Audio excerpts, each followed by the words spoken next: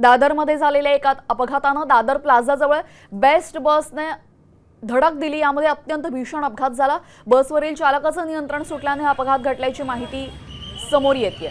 अनियंत्रित बसने रस्त्यावरील 3 बाईक, टॅक्सी आणि ओला उबेर कारला जोरदार धडक दिली। या भीषण धडकेमध्ये दोघांचा दुर्दैवी मृत्यू झालाय तर 12 जण जखमी झाले। जखमींना तातडीने रुग्णालयात दाखल करण्यात आलेले आहे।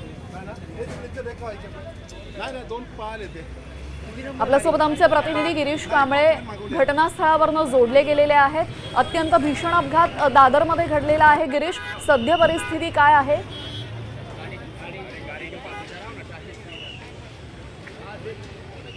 मी सध्या त्याच अपघात झाल्या त्या ठिकाणी आहे आणि आपण हे बघतोय की माझ्या मागे ही बेस्टची बस आहे।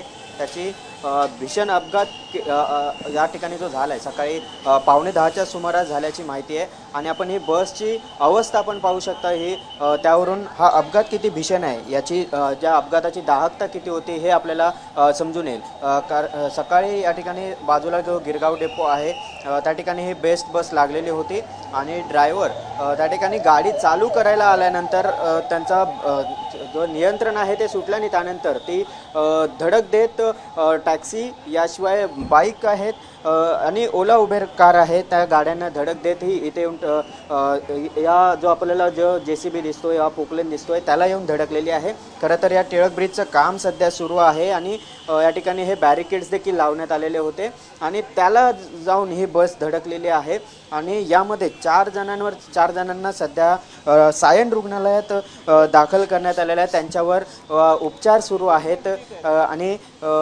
आपण हे बघतोय की या बसच्या खाली अजूनही एक गाडी आहे, बाईक आहे, ती अजूनही तशीच अडकलेली आपल्याला या ठिकाणी पाहायला नक्कीच या संपूर्ण परिस्थितीवर आपलं असंच लक्ष असू द्या। तुर्तास धन्यवाद गिरीश, आपण दिलेल्या सविस्तर माहितीसाठी।